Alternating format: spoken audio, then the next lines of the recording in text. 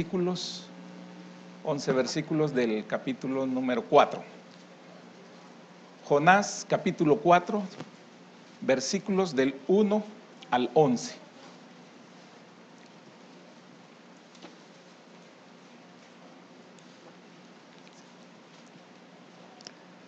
Amén. Dice la palabra del Señor: pero Jonás se apesadumbró en extremo y se enojó. Y oró a Jehová y dijo: ahora, oh Jehová, ¿no es esto lo que yo decía estando aún en mi tierra? Por eso me apresuré a huir a Tarsis, porque sabía yo que tú eres Dios clemente y piadoso, tardo en enojarte y de grande misericordia, y que te arrepientes del mal. Ahora pues, oh Jehová, te ruego que me quites la vida, porque mejor me es la muerte que la vida. Y Jehová le dijo: ¿haces tú bien en enojarte tanto? Y salió Jonás de la ciudad y acampó hacia el oriente de la ciudad, y se hizo allí una enramada, y se sentó debajo de ella a la sombra, hasta ver qué acontecería en la ciudad. Y preparó Jehová Dios una calabacera, la cual creció sobre Jonás para que hiciese sombra sobre su cabeza, y le librase de su malestar. Y Jonás se alegró grandemente por la calabacera. Pero al venir el alba del día siguiente, Dios preparó un gusano, el cual hirió la calabacera y se secó. Y aconteció que al salir el sol, preparó Dios un recio viento solano, y el sol hirió a Jonás en la cabeza, y se desmayaba, y deseaba la muerte, diciendo: mejor sería para mí la muerte que la vida. Entonces dijo Dios a Jonás: ¿tanto te enojas por la calabacera? Y él respondió: mucho me enojo, hasta la muerte. Y dijo Jehová: ¿tuviste tú lástima de la calabacera, en la cual no trabajaste, ni tú la hiciste crecer, que en espacio de una noche nació y en un espacio de otra noche pereció? ¿Y no tendré yo piedad de Nínive, aquella gran ciudad donde hay más de 120,000 personas que no saben discernir entre su mano derecha y su mano izquierda, y muchos animales? Amén. Padre, bendícenos en esta tarde con tu porción, Señor, con tu palabra, porque sabemos, Señor, que somos necesitados, Señor. Que tu palabra, Señor, llegue a nuestros corazones, a nuestras mentes, a todo nuestro ser, y nos transforme, Padre. Somos también necesitados de ser transformados, Señor. En el nombre de Jesús. Amén y amén. Pueden sentarse, hermanos.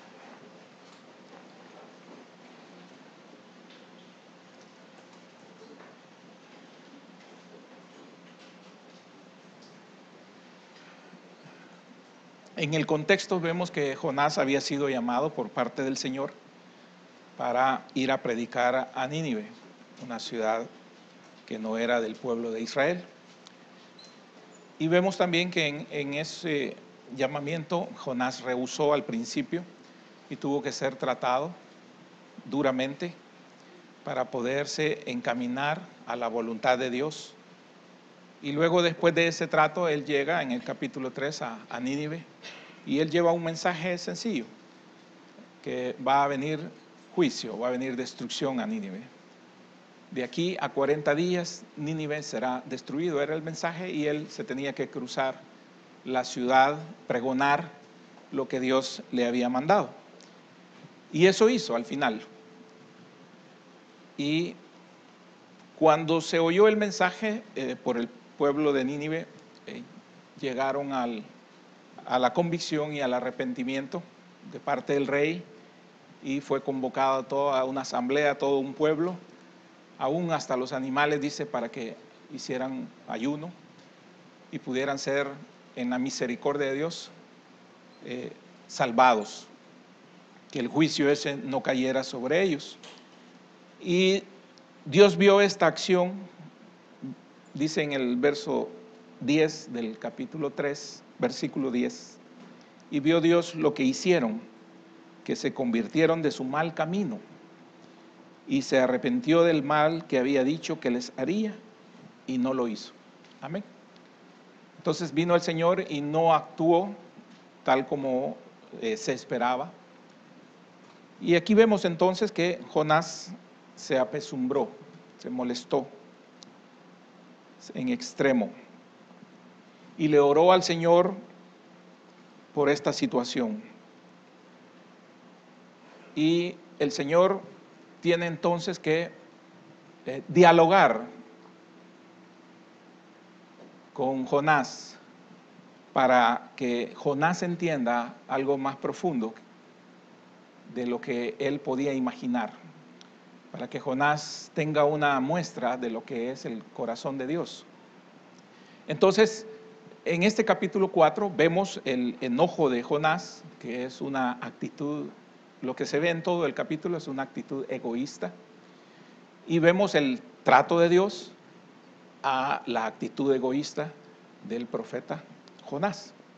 Entonces, el capítulo comienza con esta manifestación de egoísmo del profeta, y tiene también que ver mucho su nacionalismo estrecho, su condición de ciudadano israelita.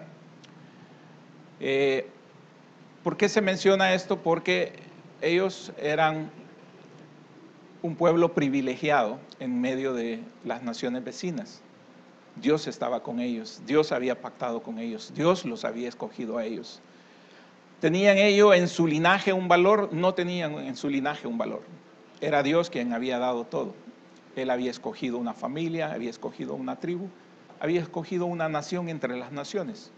Había puesto su amor sobre esa nación y quería que esa nación fuera un ejemplo con todos los pueblos de alrededor, que marcara una pauta y una diferencia entre cómo ser, cómo comportarse, porque ellos tenían la palabra de Dios, tenían la ley de Dios, tenían el conocimiento de Dios, del Dios verdadero, y eso era importante. Y él, sabiendo esto, pues sabía que los demás pueblos eran paganos, y entonces veían de menos a los demás pueblos. Pero acá se da una mezcla, no solamente del hecho del nacionalismo, de lo que representa el orgullo de ser israelita, sino que también el rechazo a un pueblo que era tremendo, el pueblo asirio, un pueblo tremendo, malvado, malo, que hacían prácticas muy terribles, y que Israel había pagado las consecuencias al ser tratado a través de este pueblo. Dios lo había permitido, Dios trataba a su pueblo, pero ahora se daba una oportunidad de Dios para Nínive, y Dios escoge entonces a Jonás, y Jonás fue. Pero el egoísmo en muchos de nosotros nos mantiene en un mundo en donde no vemos solo lo que podemos obtener, sino que no vemos lo que podemos nosotros también lograr. Es decir, el egoísmo mide a nosotros por nuestros gustos y por nuestros disgustos, no por nuestras necesidades, no por las necesidades, sino por nuestras preferencias. Lo que hace el egoísmo es centrar toda la atención en nosotros. Y la actitud de Jonás es una actitud egoísta, porque el enojo que él experimenta es porque no se cumple la palabra tal como Dios le había dicho que se iba a dar. Entonces, cuando Dios hace ese cambio, ese giro por el arrepentimiento de este pueblo, entonces eso no le gustó a Jonás. Y viene Jonás y entonces se enoja en gran manera. La palabra que se ocupa acá es estar muy caliente, así es la palabra, es con J, jará, y lleva H al final, es ardiente, es prenderse, ese es el significado, Y eso era algo que cegaba, porque cuando tenemos un arrebato de ira, se ciega nuestro entendimiento, se ciegan nuestros sentidos y hacemos y decimos cosas que no debemos de decir. Entonces, en esa dimensión entró Jonás, pero al mismo tiempo reconoce que Dios podía ser ese Dios de misericordia, ese Dios piadoso, ese Dios de amor. Entonces, al reconocerlo, él también se molesta por esto, ¿verdad? Porque sabe que Dios dice es tardo para enojarse y grande en misericordia. Entonces, qué tremendo es que conozcamos a Dios y que tratemos de valernos del conocimiento de Dios para hacer nuestras propias conveniencias, porque Él lo supo desde el principio. Él lo supo desde el momento en que fue llamado para ir a Nínive. Entonces Él no quiso ir a Nínive, ateniéndose a las consecuencias, pero conociendo el corazón de Dios. Entonces, para Él estaba bien, porque Dios iba a ser benevolente con Él. Pero no estaba bien para Nínive, porque Nínive era el enemigo.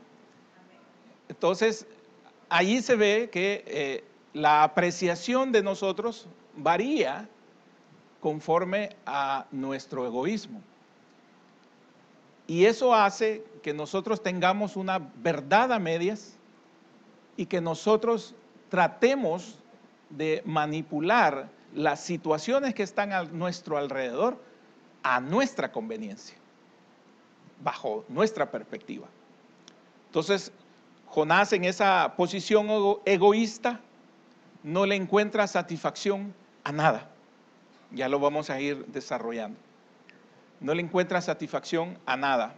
Y era algo que también se mencionaba en la mañana, cuando tiene Caín una actitud de insatisfacción. Él piensa que solo sus acciones y solo sus ideas son las correctas. ¿Ve? ¿Y cuántos de nosotros seremos así? ¿O cuántos de nosotros estamos rodeados justamente de gente así, que cree que el mundo gira a su alrededor, que ellos son el centro de este sistema, ¿verdad? Y que todo debe de responder a la necesidad de ellos, si no hacen justamente esta malcriadeza, este berrinche de enojarse, de hacer una rabieta, de hacer un enojo, una escena, porque de esa manera ellos llaman la atención, en el caso de llama la atención al Señor, y pretenden de alguna manera manipular con ese sentimiento. Ya vamos a ver también que él dice en 2 ocasiones, dice que preferiría la muerte, ¿verdad? Está gran drama que está haciendo ahí. En verdad,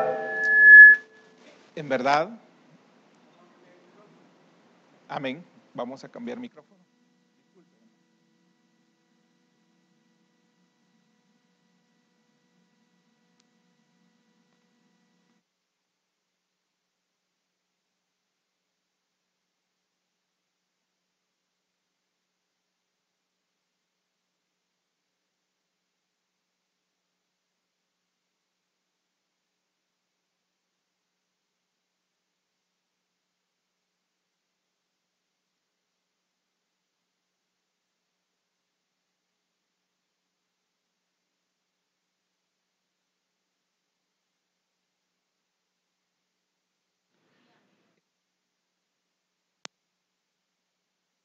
Son de un metal.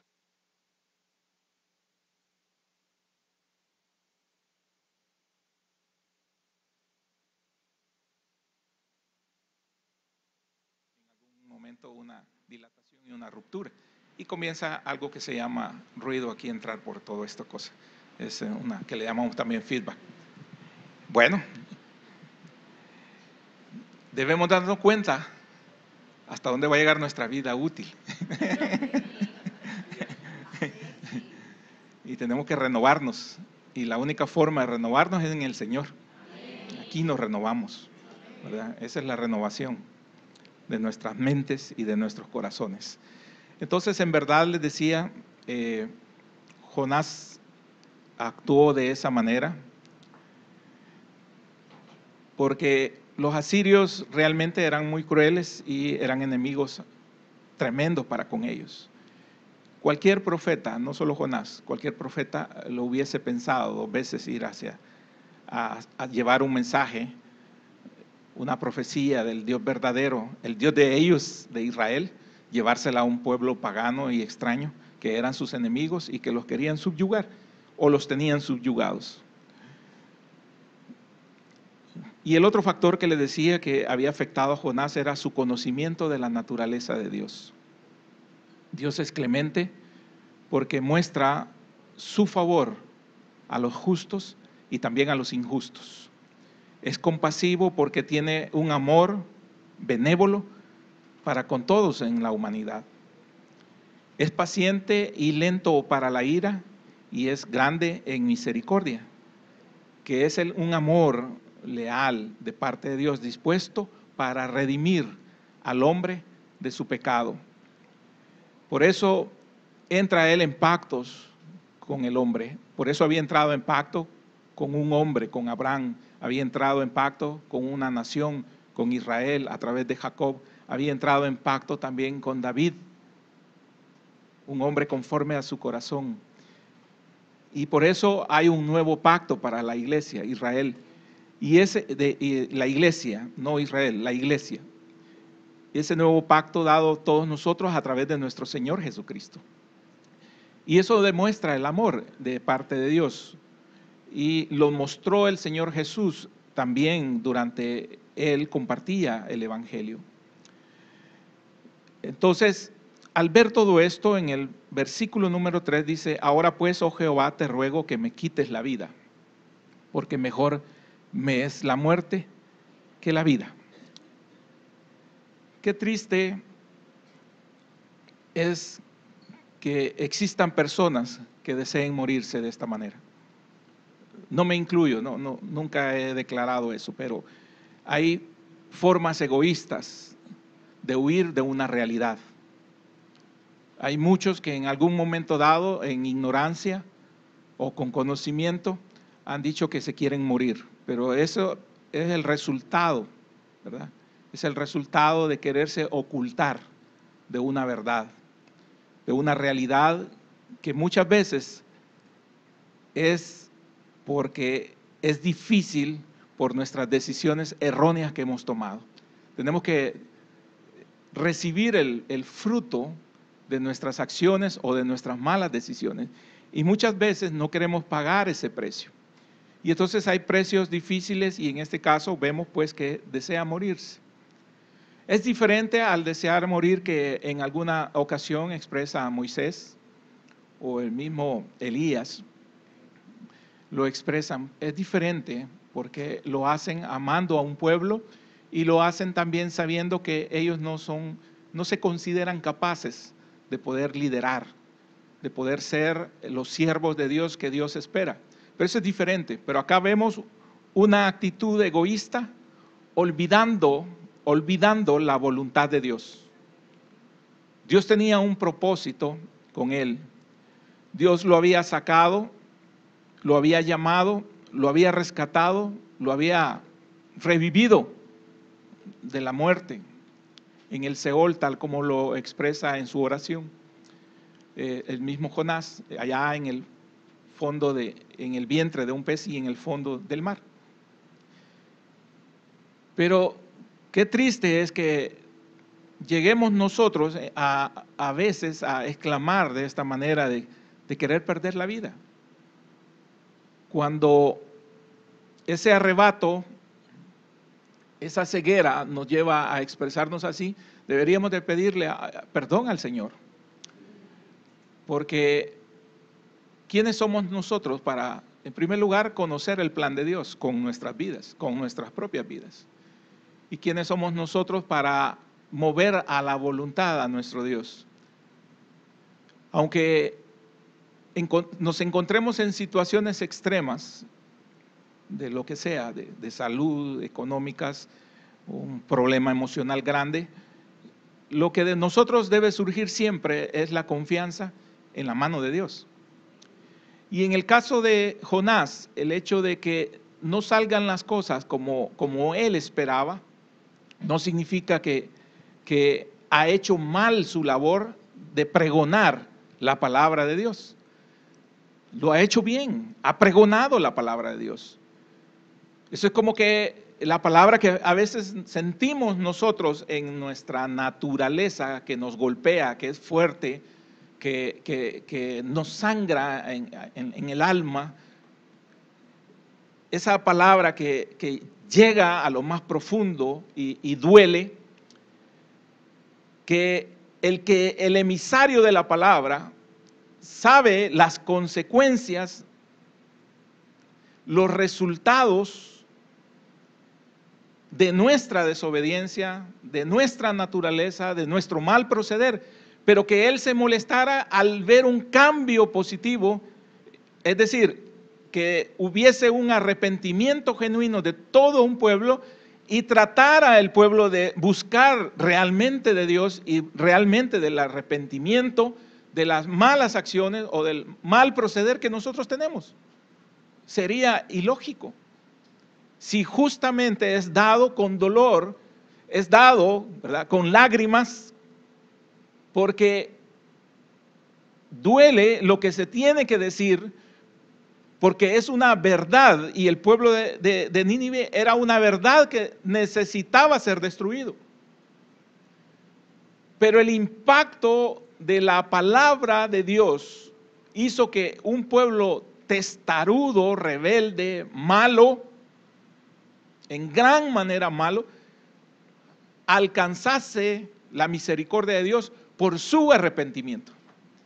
Que abriera el entendimiento de los líderes, de los hombres de ese pueblo, de las autoridades de ese pueblo, y que pudieran ellos buscar en ayuno la misericordia de Dios.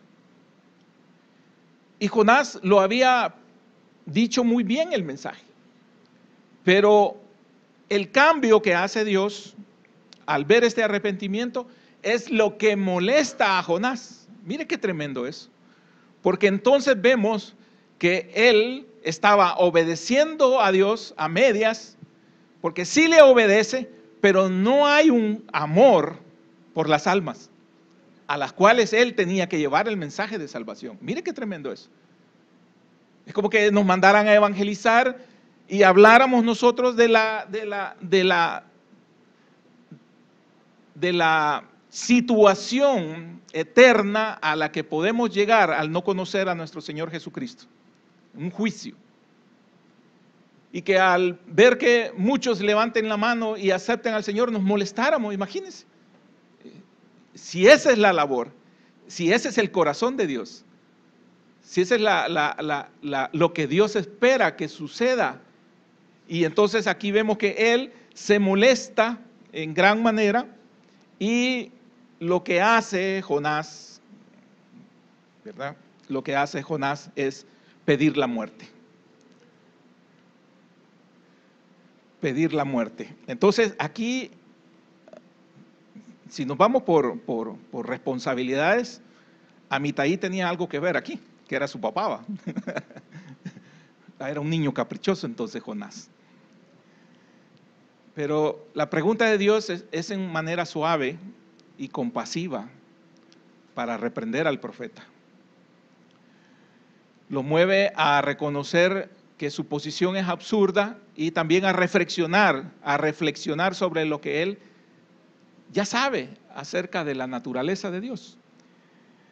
Y entonces el Señor le dice: ¿haces tú bien en enojarte tanto? Dejemos el exterior. ¿Hacemos bien en enojarnos tanto nosotros? Si eso es malo para nuestra salud. Ante situaciones, ante hechos que están no bajo nuestro control o fuera de nuestro control, hacemos bien en explotar de esa manera, que lo que vamos a hacer es más daño si abrimos nuestras bocas. Lo más conveniente para Jonás era callar y sujetarse a la voluntad de Dios, pero lastimosamente somos también nosotros como Jonás. De alguna manera evidenciamos ese egoísmo y Dios entonces tiene que trabajar en nosotros en un trato, en una manera muy especial para con todos aquellos que somos como Jonás. Él como mensajero rebelde, egoísta, y nosotros también en alguna manera que manifestamos nuestra rebeldía o nuestro egoísmo. Amén. El profeta Nahum, solo lo voy a mencionar, era el que el Señor iba a utilizar más adelante para llevar otro mensaje a Nínive, en donde el Señor señala justamente lo difícil de lo que son ese pueblo. Pero no era correspondiente a Jonás, no era en el tiempo de Jonás, no eran los tiempos que Dios había establecido para la destrucción de Nínive. Y Jonás únicamente tenía que ser obediente a la voluntad de Dios. Entonces viene el Señor y hace una ilustración gráfica muy, muy preciosa que está del versículo 5 al versículo 8. Entonces dice ahí en el versículo 5: y salió Jonás de la ciudad y acampó hacia el oriente de la ciudad y se hizo allí una enramada y se sentó debajo de ella a la sombra hasta ver qué acontecería en la ciudad. Y preparó Jehová Dios una calabacera, la cual creció sobre Jonás para que hiciese sombra sobre su cabeza y le librase de su malestar. Y Jonás se alegró grandemente por la calabacera. Pero al venir el alba del día siguiente, Dios preparó un gusano, el cual hirió la calabacera y se secó. Y aconteció que al salir el sol, preparó Dios un recio viento solano, el cual hirió a Jonás en la cabeza y se desmayaba y deseaba la muerte, diciendo: mejor sería para mí la muerte que la vida. Amén. Segundo berrinche de Jonás. La ilustración, la gráfica que hace el Señor es, en primer lugar le dice que por qué se tiene que enojar tanto. No es bueno enojarse tanto. No es saludable para nosotros enojarnos tanto. Y entonces él construye una enramada, hace una champa. Jonás hace una champa en una loma cerca de la ciudad de Nínive. Y entonces se pone en una haragana, ¿verdad? Agarra su pichel de limonada y se pone a ver si Dios se arrepiente y realmente llega a juicio sobre eso. Él estaba esperando el día 41. Eso era todo. Y ahí se puso. Y entonces cuando vio la comodidad en la que se estaba ubicando Jonás, viene el Señor y hace crecer una plantita. Calabacera, dice ahí. Yo busqué en los diccionarios bíblicos y encontré que es la que nosotros le llamamos higuerillo, el higuero, que en cada rama hay una hoja palmeada así, grandecita, y es de crecimiento rápido, y da un fruto así que es espinudo como mi pelo, así unas cositas así redonditas. Es que los veo muy serios a todos. Vaya pues, como la del hermano Antonio, va. Entonces, la planta creció y le dio una sombra y se sintió feliz. Imagínense, se sintió feliz Jonás. Se le pasó la cólera al sentirse atendido, y bien atendido porque se produjo una sombra ahí. Se sintió feliz y disfrutaba el lugar y disfrutaba el momento, y él seguía esperando algo diferente de parte de Dios. Y ahí estaba. Y así pasó todo el día, y todo el día soleado, él tuvo sombra. Pero dice que en la noche el Señor envió un gusano. Fíjese que el Señor envió una tormenta al principio, en el capítulo 1. Envió un gran pez. Ahora hizo crecer una calabacera, envió una calabacera. Y ahora el Señor envía un gusano. Y entonces el gusano nos empezó a comer todas las hojas. Hay gusanos que le llaman como el gallina ciega, que se come la raíz y es suficiente, ¿verdad?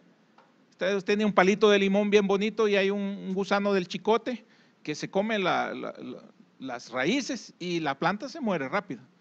Entonces no era necesidad de mandar una plaga de gusano, un gusano fue suficiente. Se comió las raíces, así como nosotros nos comemos la yuca, ¿va? Se la comió. Y la plantita se murió. Entonces en la mañana ya al salir el alba ya no servía la planta. Y entonces Jonás ya no tiene la cobertura, ya no tiene la sombra.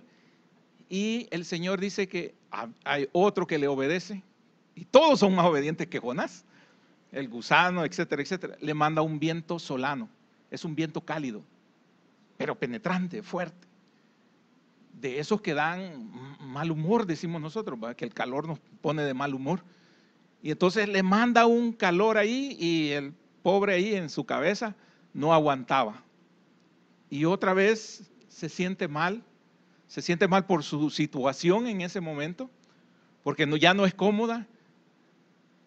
Y nuevamente él, en una actitud muy absurda, desea nuevamente la muerte. Se enojó mucho por la desaparición de la calabacera. Amén. ¿Ya han visto el higuero? Sí. Bueno, los post-millennials son los que dicen que sí, ya lo han visto. Los millennials no creo, no han visto el higuero.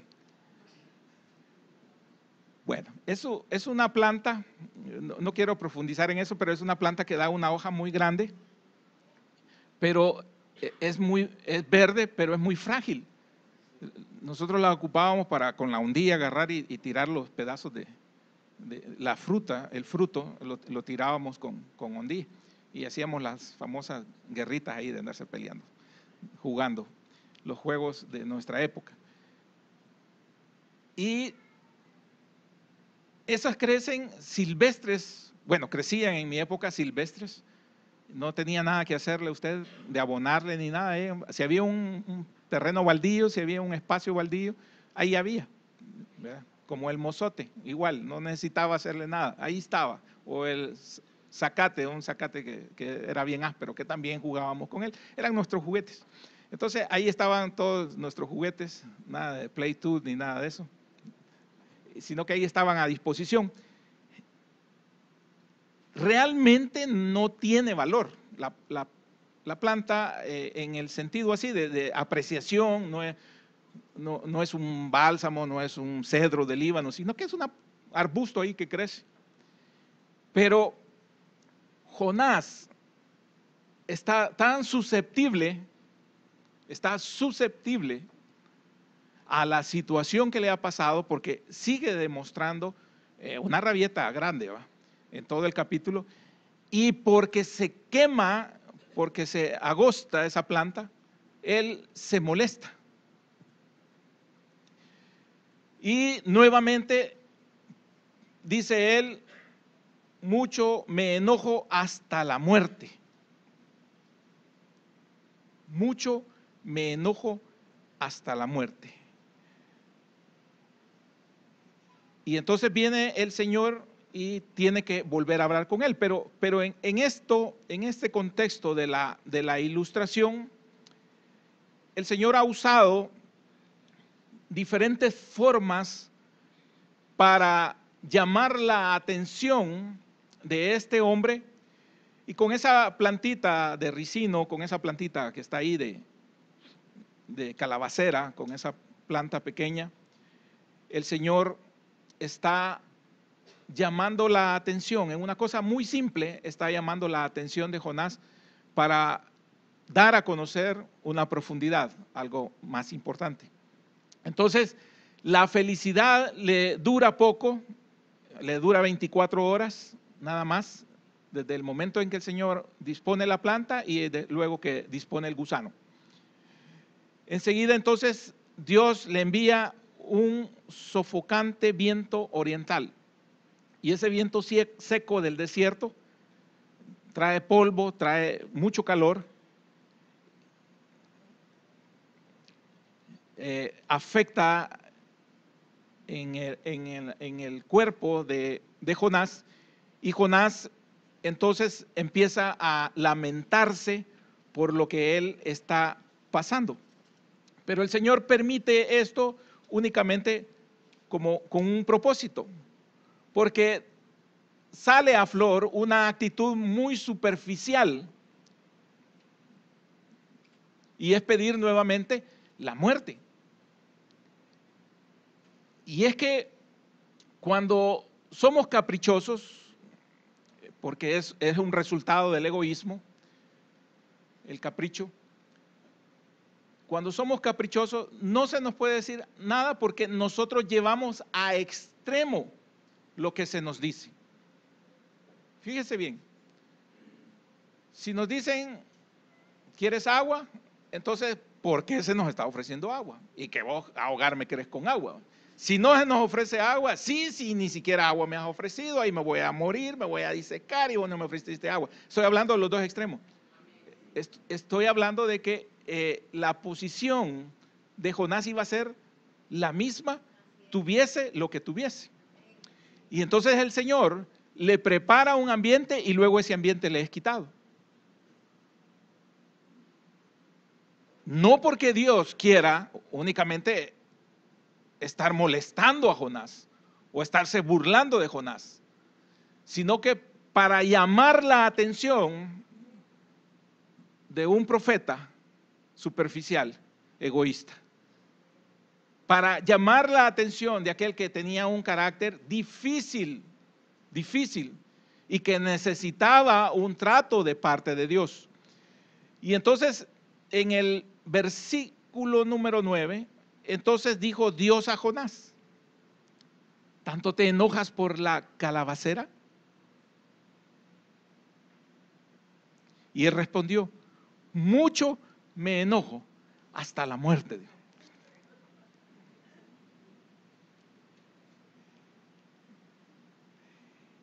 Y dijo Jehová: ¿tuviste tú lástima de la calabacera, en la cual no trabajaste, ni tú la hiciste crecer? Que en espacio de una noche nació y en un espacio de otra noche pereció. Y no tendré yo piedad. Fíjese bien, no le está diciendo y no tuviste tú piedad, sino que le dice el Señor: y no tendré yo piedad de Nínive, aquella gran ciudad donde hay más de 120,000 personas que no saben discernir entre su mano derecha y su mano izquierda, y muchos animales. Amén. Entonces el Señor otra vez hace la misma pregunta a Jonás que le había hecho en el versículo número 4. ¿Haces tú bien en enojarte tanto? Le repite la pregunta, pero esta vez con referencia a la planta. Por la respuesta de Jonás vemos que demuestra una falta de madurez. Por la respuesta, sí, y mucho, hasta la muerte. Imagínense los enojos de Jonás. Ese egoísmo excesivo siempre procede de la falta de madurez. Dios le demuestra que su actitud es absurda. Se desespera sobre la pérdida de una planta que ni siquiera él sembró ni cultivó. ¿Cuánto más debe pensar Dios en miles de personas que él ha creado? Y se ve a Jonás como una persona muy impulsiva, con muchos prejuicios, y ahora con una escala de valores totalmente confundida. Amar más a una plantita, que no está mal, pero más que un pueblo, más que las almas, ahí está el error. Amén, ahí está el error. Entonces tiene una escala de valores que está totalmente confundida. Fíjese que la expresión que hace ahí de 120,000 personas que no saben discernir entre su mano derecha y su mano izquierda es una expresión que habla de los niños, en lo que he buscado yo y lo que he investigado. no está hablando del pueblo, la totalidad del pueblo, que en otras partes dice que son más de 600,000 personas. Los 120,000 personas que menciona el Señor son niños. Eso es, que no saben distinguir entre la mano derecha y la mano izquierda. Eso es, que no saben discernir entre su mano derecha y su mano izquierda. Son 120,000 niños. Y me llamó la atención eso, que el Señor sabía cuántos niños habían en ese pueblo o en esa ciudad. Imagínense. Sabía exactamente la cifra, y el Señor valoraba eso, y Jonás no tenía valor por nada de eso, por nadie de ellos, porque lastimosamente, cuando hemos sido agredidos, cuando hemos sido ofendidos, cuando hemos sido dañados, cuando nos han insultado, cuando han levantado falso testimonio en contra de nosotros, cuando alguien ha hecho o dicho algo que no nos gustó, lastimosamente nuestro corazón o nuestros corazones albergan un resentimiento y albergan un odio. Albergamos. Y lo que brota en la naturaleza humana en nosotros es la venganza.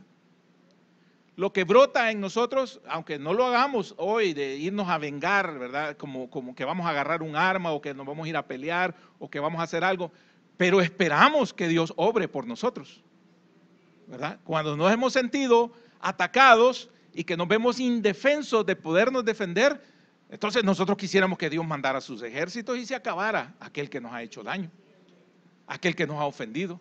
Por lo menos que se muerda la lengua, ¿va?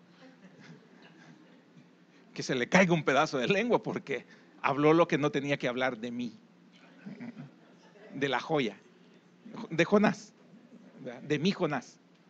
Y entonces Jonás se veía afectado por eso, justamente porque él era un israelita. Y su pueblo había sido, bueno, hasta el día de hoy, usted se da cuenta a través de las noticias internacionales lo que son capaces esos pueblos asirios de hacer con sus propias gentes, con mujeres, con niños, etcétera, etcétera. Entonces, hay maldad, hay una maldad terrible, y esa maldad fue manifestada en el pueblo de Israel. Eran tan malvados que se llevaron a la población de la región de Samaria, que era donde estaba todo eso, Israel, y ellos llevaban a otros pueblos a colonizar ahí para que no quedara registro de las propiedades de los habitantes originales de ahí. Y ellos se los llevaban y los esclavizaban y los mezclaban, a las mujeres las mezclaban para que no se quedaran puras nuevamente. Los israelitas por eso no tenían esa genealogía que sí fue preservada en el pueblo de Judá. El pueblo de Judá, en la misericordia de Dios, guardó el linaje, y ellos podían decir efectivamente cómo estaban todas las tribus, las familias de las tribus que habían estado en el cautiverio en el otro lado. El reino del sur estuvo en Babilonia, pero el reino del norte, que era Israel, había sido cautivo por los asirios, que eran, dice unas expresiones acá, bestiales en su conducta contra los israelitas. Entonces Jonás entendía perfectamente eso, vivía perfectamente eso, y cualquiera de nosotros en esa situación hubiésemos hecho quizás lo mismo o peor que Jonás, porque había una sed de venganza sobre los enemigos. Pero el Señor quería dar una lección diferente, algo que iba a venir muchos cientos años después de la misericordia de Dios a través de nuestro Señor Jesucristo. El Señor siempre dio muestras, ¿verdad?, de su amor hacia la humanidad. Por eso el Señor habla y dice, ¿habían leprosos en Israel? Sí, pero había un sirio, Naamán, necesitado de la misericordia de Dios. Ese Naamán nos representa a nosotros, a la iglesia. ¿Habían viudas en Israel? Sí, pero fue a la viuda de Sarepta. La viuda nos representa a nosotros. ¿Había maldad en Israel? Sí, había maldad en Israel, pero había maldad en Nínive, mucha mayor maldad en Nínive. ¿Merecían la muerte? Sí, merecían la muerte, pero hubo misericordia de parte de Dios para con Nínive, como ha tenido misericordia de nosotros, que también somos pueblos gentiles o paganos, como lo decían ellos, que en su misericordia Dios nos dio la oportunidad de conocerle. Entonces,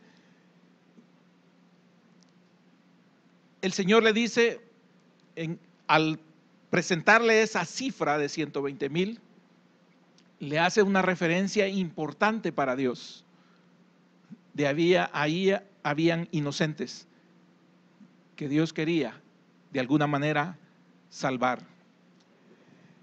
La lección que el Señor hace con estas ilustraciones, y es bien clara: el Señor, nuestro Dios de toda la tierra, ama a toda su creación, incluso ama a los animales.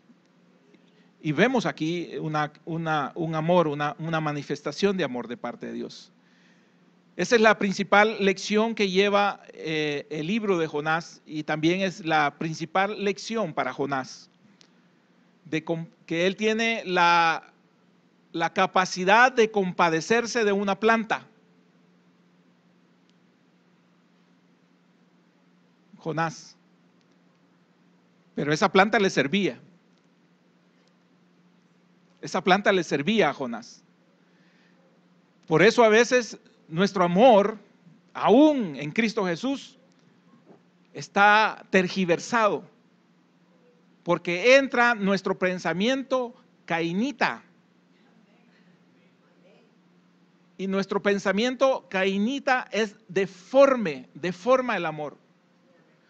Ese amor es, como en este caso, hacia la planta porque la planta le servía. Pero no tenía él compasión, ni mucho menos misericordia, por los humanos que estaban en ese pueblo, o por los niños y las mujeres que estaban en ese pueblo, que es una ley humanitaria universal, ¿verdad?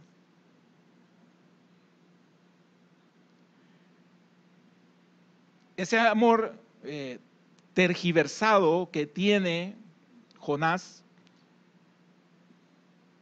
es el resultado también del egoísmo. Nuestro amor es egoísta.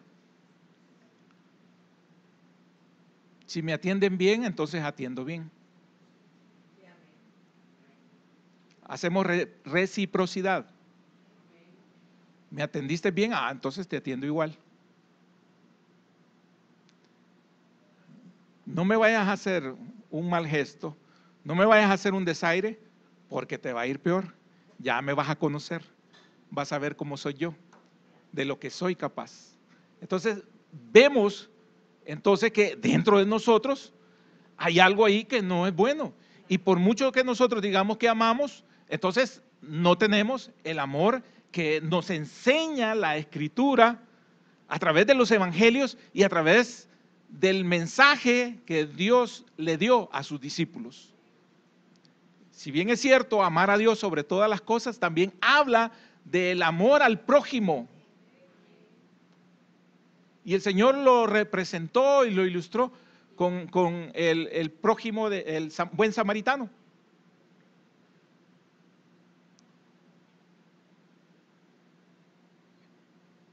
Entonces estamos en deuda con Dios, porque tampoco nuestro amor demuestra el carácter de Dios. Y al no haber el amor de Dios en nosotros, entonces nosotros no podemos tener las características de la misericordia, la capacidad del perdón genuino, la capacidad de la bondad, la capacidad de poder botar todo aquel lastre de lo que nos han hecho daño y poder limpiar nuestro corazón en Cristo Jesús. No podemos, porque todavía entonces en nosotros hay ahí guardado algo que tiene que ver con el egoísmo, que tiene que ver ahí con nuestra inmadurez. que tiene que ver con la escala de valores que nosotros tenemos. Si Jonás se hubiese compadecido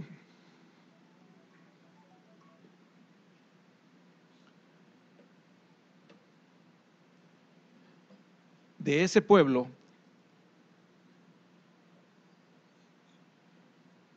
el Señor hubiese tratado diferente a Jonás. Pero su amor y su compadecimiento para con una planta de tan corta vida y de tan poco valor,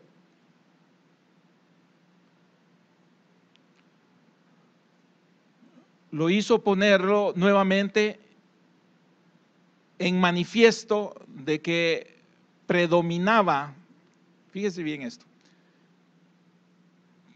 seguía predominando el así soy yo de Jonás.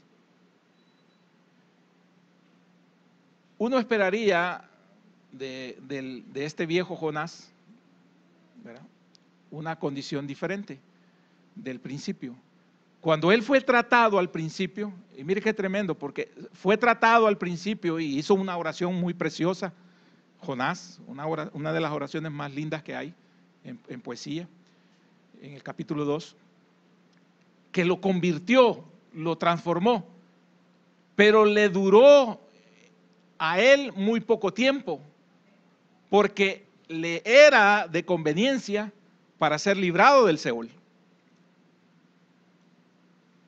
Pero una vez él volvió al ministerio y a pregonar la palabra de Dios, él empezó nuevamente a cambiar.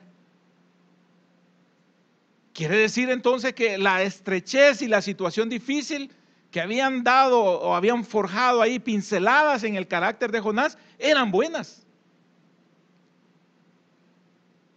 Y quizás para nosotros o para muchos de nosotros es necesario muchas pinceladas. Entonces significa que hay mucho trato en la vida de nosotros, porque Jonás, cuando estuvo allí, mostró algo diferente, pero una vez él volvió, salió y predicó, pregonó, como lo vimos, él dijo la palabra porque tenía que decirla, pero no amaba a las almas a las cuales él le llevaba la palabra.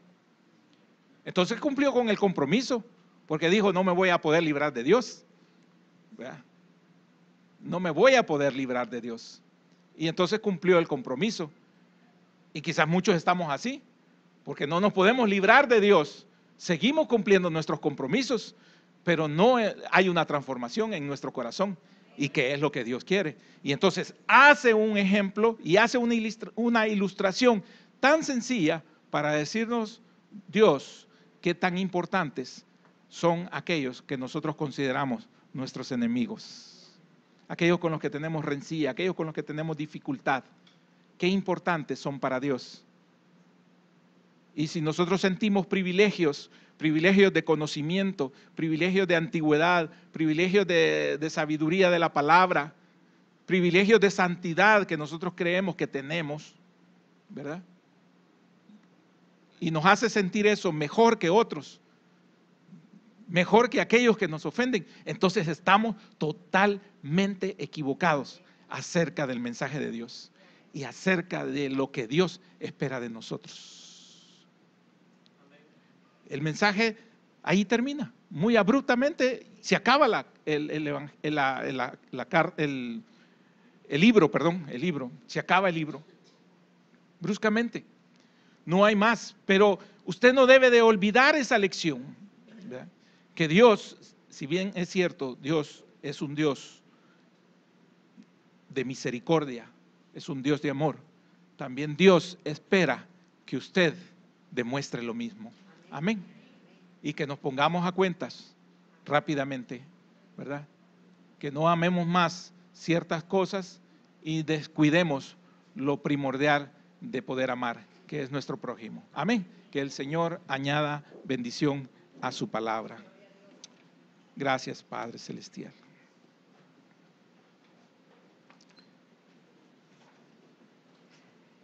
Siempre evidencias algo, Señor, de nuestros corazones. siempre somos necesitados, Señor.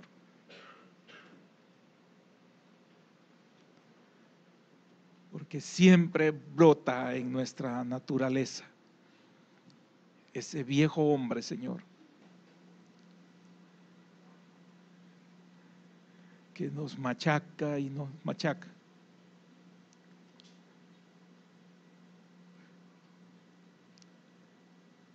Que no nos hace perdonar.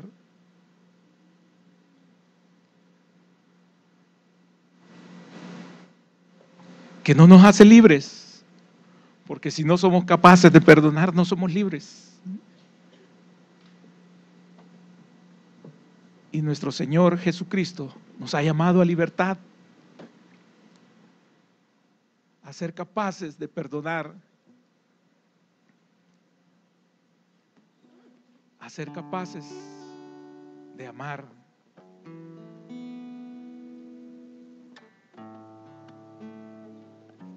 Y para aquellos que le servimos al Señor, que no se convierta en un oficio profesional.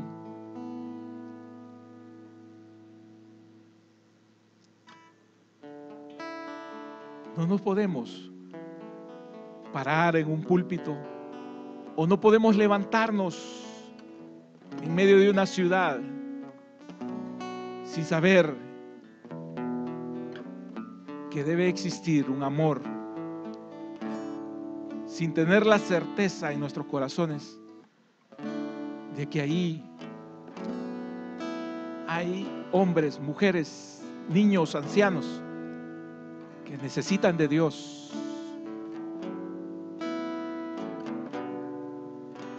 Que no somos más, pero que no somos menos. Que hemos tenido en la misericordia de Dios la oportunidad de conocerle, quizás antes que aquellos a los cuales tenemos que compartirles.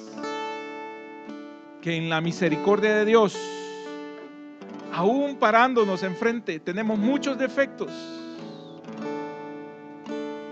que Dios no los evidencia, a igual que todos nuestros hermanos que están allí recibiendo la palabra de Dios.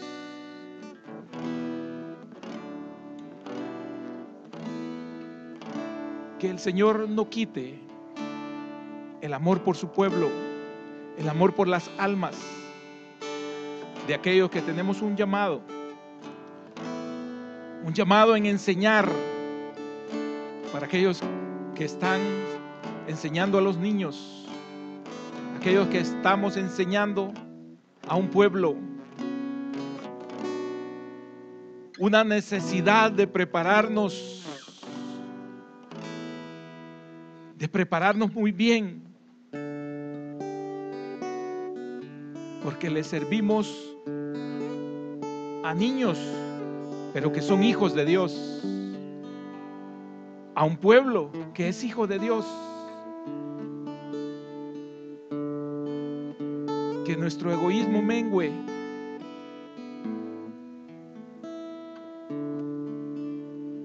que alcancemos madurez,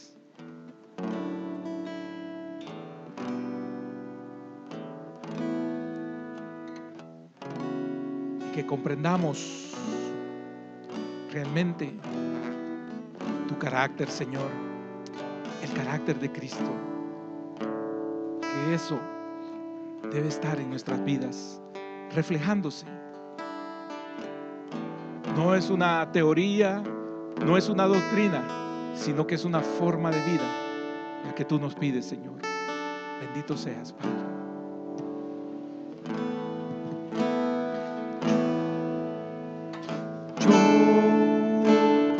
Quiero ser como tú.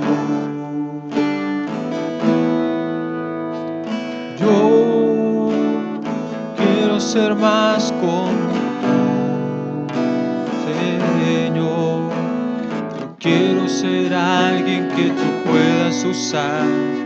Yo quiero ser como tú.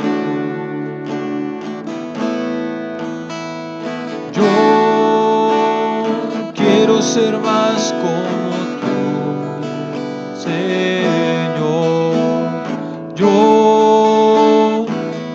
ser más como tú, Señor. Yo quiero ser alguien que tú puedas usar. Yo quiero ser más como tú. Yo quiero ser más como tú, Señor. Yo quiero ser más como tú, Señor. Yo quiero ser alguien que tú puedas usar. Yo quiero ser más como tú. Porque todo lo que hay dentro de mí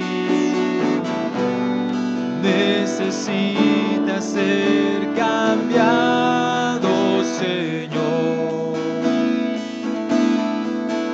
Porque todo lo que hay dentro de mi corazón necesita más de ti. Necesita más de ti. Necesita más de